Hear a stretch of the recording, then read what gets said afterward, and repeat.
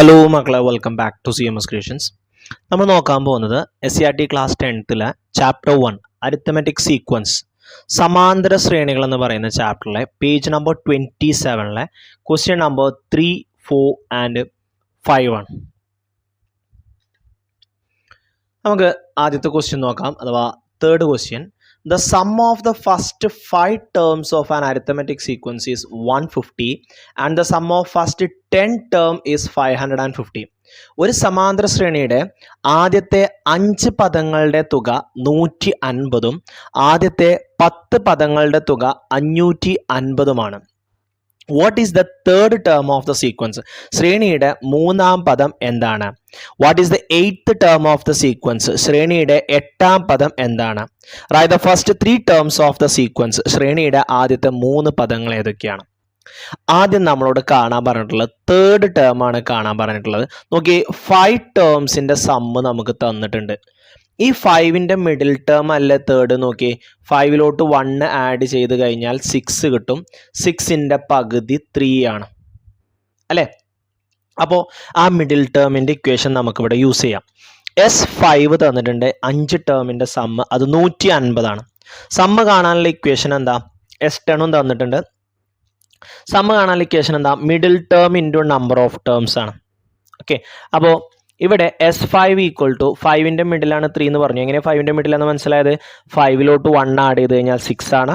6ന്റെ പകുതി 3 ആണ്. ഇനി ഇതിൽ നിന്ന് നമ്മൾ വാല്യൂ കാണാൻ പോവാണ്. S5 150 ആണ്, അത് കൊടുത്തു. ഇനി ഈ 5നെ നമ്മൾ ഇപ്പുറത്തോട്ട് കൊണ്ടുപോവുക. അപ്പോൾ 150/5 വരും.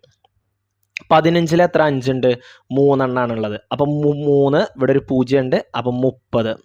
അപ്പം മൂന്നാമത്തെ ടേം കിട്ടി എത്രയാ? 30. നമ്മളുടെ ഒന്നാമത്തെ ചോദ്യത്തിൻ്റെ ഉത്തരമായി അല്ലേ? ശ്രേണിയുടെ മൂന്നാം പദം എന്താണെന്നാണ് ചോദിച്ചത്. ശ്രേണിയുടെ മൂന്നാം പദം എത്രയാണ്? 30 ആണ്. ഇനി അടുത്തത് ശ്രേണിയുടെ എട്ടാം പദമാണ് ചോദിച്ചിട്ടുള്ളത്. അതിന് നമ്മൾ രണ്ടാമത്തെ ക്ലൂ എടുക്കുകയാണ് കേട്ടോ. 10 ടേമിൻ്റെ സമ്മ് എന്ന് പറഞ്ഞിട്ടുണ്ട്. നമ്മൾ ഈ 10 ടേമുകളെ പെയറുകളാക്കാൻ നിന്ന് കഴിഞ്ഞാൽ നമുക്കിവിടെ എത്ര പെയറുകളുണ്ട്? 5 പെയറുകളുണ്ട്. ഈ സമാന്തര ശ്രേണിക്ക് ഒരു പ്രത്യേകത ഉണ്ട്. എന്താണെന്നറിയോ? ഇപ്പോൾ 1, 2, 3, 4, 5, 6 ടേം ഉണ്ട് ഇതിൽ.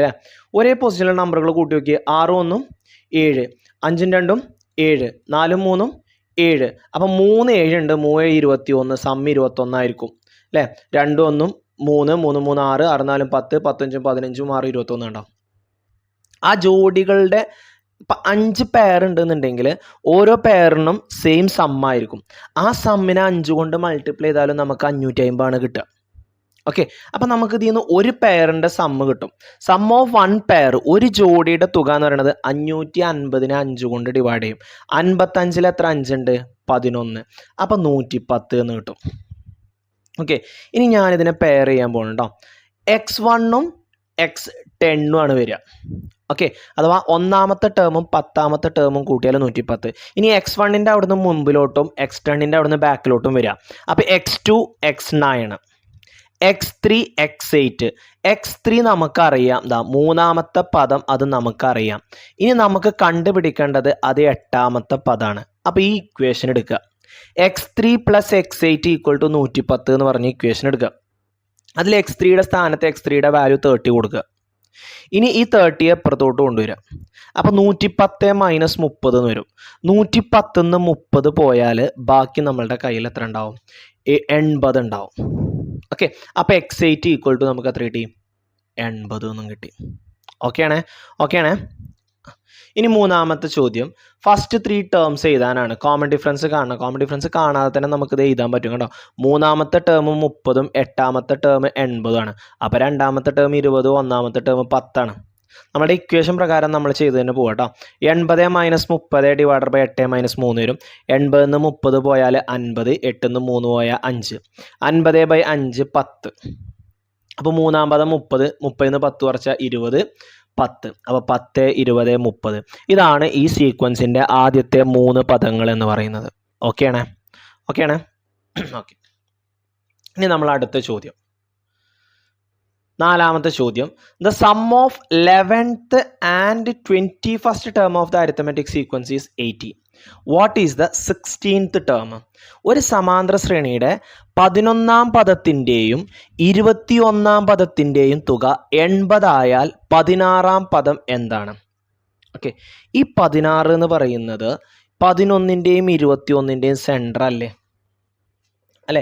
ഇങ്ങനെയൊക്കെ വരുമ്പോൾ അങ്ങനെ വരുള്ളൂ. നിങ്ങൾക്ക് സംശയം ഉണ്ടെന്നുണ്ടെങ്കിൽ ഞാനൊരു ഐഡിയ പറഞ്ഞുതരാം.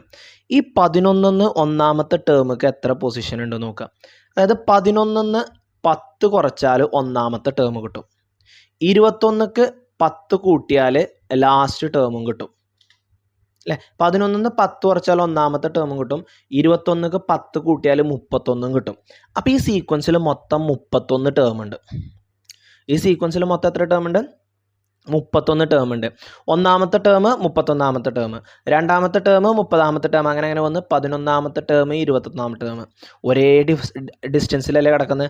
1 10 ടേം മുമ്പ് പോയാൽ 11ാമത്തെ ടേമായി. 21 10 ടേം മുമ്പ് പോയാൽ 31ാമത്തെ ടേം അല്ലേ? അതായത് 1 10 ടേം വന്നു കഴിഞ്ഞാൽ മുന്നേക്ക് പോയി കഴിഞ്ഞാൽ 11ാമത്തെ ടേമായി. 31 10 ടേം ബാക്കിക്ക് വന്നു കഴിഞ്ഞാൽ 21ാമത്തെ ടേം. രണ്ടും ഒരേ പൊസിഷനിലല്ലേ കിടക്കുന്നത്? അപ്പോൾ ഒരേ പൊസിഷനിലാണെന്നുണ്ടെങ്കിൽ അതിൻ്റെ സമ്മ് എന്ന് പറയുന്നത് സെൻറ്ററിലുള്ള നമ്പറിൻ്റെ ഇരട്ടി ആയിരിക്കും. ഈ 31 ടേം വരുമ്പോൾ ആ 31 ടേമിൻ്റെ സെൻറ്റർ അല്ലേ 16ാമത്തെ ടേം? നോക്കിയാൽ 31ൻ്റെ സെൻറ്റർ അല്ലേ നോക്കിയാൽ അല്ലേ? 31 ടേംസ് ഉണ്ട്. 31 + 1 32, 32ൻ്റെ പകുതി 36, 16 കിട്ടും. ഓക്കെ, അപ്പം മിഡിൽ ടേം എന്ന് പറയുന്നത് x16 ആണ്. 16ാമത്തെ പദമാണ് മിഡിൽ ടേം എന്ന് പറയുന്നത്. 16 അല്ല മിഡിൽ ടേം കേട്ടോ, 16ാമത്തെ പദം. 31ൻ്റെ മിഡിലാണ് 16. അപ്പോൾ 16ാമത്തെ പദമാണ് മിഡിൽ ടേം. ആ മിഡിൽ ടേമിൻ്റെ ഇരട്ടി ആയിരിക്കും ഈ സമ്മുകളൊക്കെ. അങ്ങനെ ഒരു കൺസെപ്റ്റ് നമ്മൾ പഠിച്ചിട്ടുണ്ട്. In an arithmetic sequence the sum of the two terms at the same distance behind and ahead term is twice this term. ഒരു ടേമിൻ്റെ മുമ്പിലും ബാക്കിലും ഒരേ പൊസിഷനിൽ നിൽക്കുന്ന ഒരേ അകലത്തിലുള്ള രണ്ട് പദങ്ങളുടെ തുക നടുവിലെ പദത്തിൻ്റെ 2 മടങ്ങാണ്. ഓക്കെ, അപ്പോൾ ഇവിടെയുള്ള 16ാമത്തെ പദത്തിൻ്റെ 2 മടങ്ങാണ് 80 എന്ന് പറയുന്നത്.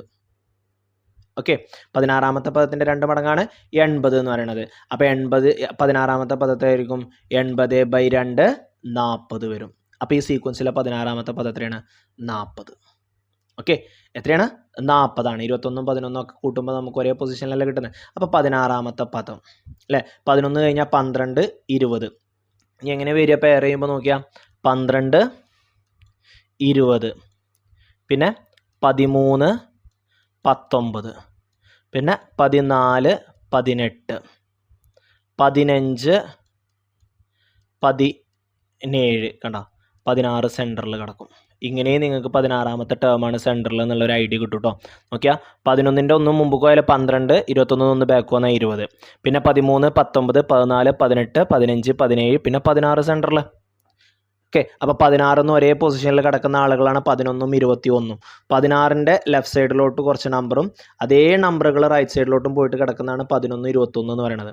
അപ്പോൾ അത് സെൻറ്ററിലുള്ള നമ്പറിൻ്റെ ഇരട്ടി ആയിരിക്കും. ഏതെങ്കിലും ഒരു മെത്തേഡിൽ ചെയ്യുക കേട്ടോ. ഞാൻ 5ാമത്തെ ചോദ്യം, the angle of a pentagon are in arithmetic sequence. ഒരു പഞ്ചഭുജത്തിലെ കോണുകൾ സമാന്തര ശ്രേണിയിലാണ്. പെൻറ്റഗണിലെ കോണുകളൊക്കെ അരിത്തമെറ്റിക് സീക്വൻസ് ആണ്. If the angle are written according to their magnitude what would be the third angle. കോണുകൾ വലുപ്പക്രമത്തിൽ എഴുതിയാൽ 3ാമത്തെ കോൺ എന്തായിരിക്കും? If the smallest angle is 40 degree what are the other angle. ഏറ്റവും ചെറിയ കോൺ 40 ഡിഗ്രി ആയാൽ മറ്റു കോണുകൾ എന്തൊക്കെയാവും? Can the smallest angle 36 degree. ഏറ്റവും ചെറിയ കോണം 36 ഡിഗ്രി ആകുമോ? അപ്പോൾ പെൻറ്റഗണ് പഞ്ചഭുജത്തിന് 5 സൈഡുകളുണ്ട്, 5 കോണുകളുണ്ട്. അപ്പോൾ ഈ 5 കോണുകൾ കൂട്ടിയാൽ നമുക്ക് എത്ര കിട്ടുക? നമ്മൾ ഓൾറെഡി പഠിച്ചു വെച്ചിട്ടുള്ളതാണല്ലേ. പെൻറ്റഗണിൻ്റെ ആംഗിൾ എന്ന് പറയുന്നത് 540 ആണ്. ഇനി അത് നിങ്ങൾക്ക് അറിയില്ല എന്നുണ്ടെങ്കിൽ നിങ്ങൾ യൂസ് ചെയ്യേണ്ട ഇക്വേഷൻ ഇതാണ് കേട്ടോ, n-2 × 180. ഏതൊരു പോളിഗൻ്റെയും അകക്കോണുകളുടെ തുക കാണാൻ നമ്മൾ ഉപയോഗിക്കുന്ന ഇക്വേഷൻ n-2 × 180 ആണ്. എന്ന് പറയുന്നത് നമ്പർ ഓഫ് സൈഡാണ്. ഇവിടെ 5 സൈഡാണ്. അപ്പോൾ 5ന്ന് 2 പോയാൽ 3 × 180 എന്ന് വരും. 3 × 0 0. 3 × 24 4 ഇഷ്ടം 2 1 3 3 3 2 5 കണ്ട 540. ഓക്കെ, 5 ടേമുകളാണ് ഉള്ളത്, 5 കോണുകളാണുള്ളത്. അപ്പോൾ 5 പദങ്ങളുടെ തുകയാണ് 540. നമ്മളോട് ചോദിച്ചിട്ടുള്ള മൂന്നാമത്തെ പദമാണ് 5ൻ്റെ സെൻറ്റർ അല്ലേ 3 നോക്കിയാൽ 5ക്ക് 1 കൂട്ടിയാൽ 6, 6ൻ്റെ പകുതി 3. അപ്പോൾ 5ൻ്റെ സെൻറ്ററാണ് 3. അപ്പോൾ x3 × 5 = 540. ഈ 5നെ അപ്പുറത്തേക്ക് വരുമ്പോൾ എന്താവും 540/5 ആവും. കാരണം മിഡിൽ ടേമിൻ്റെ നമ്പർ ഓഫ് ടേംസ് ആണ്. ഇനി 540നെ നമ്മൾ 5 കൊണ്ട് ഡിവൈഡ് ചെയ്യണം കേട്ടോ. ഈ 540നെ 5 കൊണ്ട് പിള്ളേർ ഡിവൈഡ് ചെയ്യുമ്പോൾ അവർ തെറ്റിക്കുന്ന ഒരു കാര്യമുണ്ട്. എന്താ നിങ്ങൾ തെറ്റിക്കലെന്ന് അറിയോ? ഇത് 18 ഉത്തരം കിട്ടുന്ന പല ആളുകളുണ്ട്. ഒന്ന് ഇവിടെ ശ്രദ്ധിച്ചോണേ. 5ൽ ഒരു പ്രാവശ്യം വരും 5. 5ന്ന് 5 പോയാൽ 0. പിന്നെ നമ്മൾ ഈ 4നെ ഇങ്ങോട്ട് റൈറ്റ് ഡൗൺ ചെയ്യുമല്ലോ, അറക്കി എഴുതുമല്ലോ.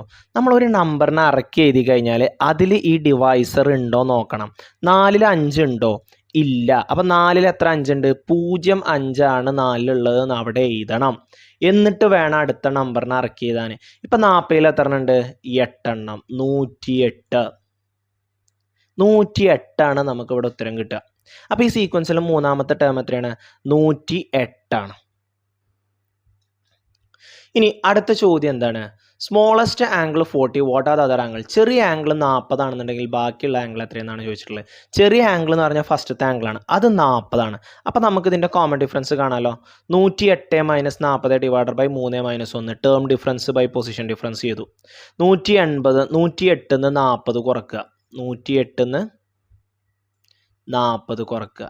8ന്ന് 0 പോയാൽ 8, ദെൻ 0ന്ന് പോകില്ല, അപ്പെടുന്നത് 10ന്ന് 4 പോയാൽ 6. 68, 3ന്ന് 1 പോയാൽ 2. അപ്പോൾ 68ൻ്റെ പകുതി 6ൻ്റെ പകുതി 3, 8ൻ്റെ പകുതി 4, 34. അപ്പം 40 അല്ലേ? 40ക്ക് 34 കൂട്ടുക. 40ക്ക് 34 കൂട്ടുക. അപ്പോൾ എത്രയായി? 4, 4, 3, 7. അതിലേക്കൊരു 34 കൂടിയും കൂട്ടുക. 4, 4, 8, 7, 3, 10. 108 ആയി. ഫസ്റ്റത്തത് 40, രണ്ടാമത്തെ 74, മൂന്നാമത്തെ 108. പിന്നെ 108ക്ക് ഒരു 34 കൂട്ടുക. 8, 4, 12, 2 ഇഷ്ടം 3, 3, 1, 4, 142. ഇനി ആ 142ലേക്ക് ഒരു 34 കൂടിയും കൂട്ടുക. 4, 2, 6, 34 ആണ് കൂട്ടേണ്ടത് കേട്ടോ. 4, 2, 6, 4, 3, 7, 1, 176 എന്ന് കിട്ടും. കണ്ടോ?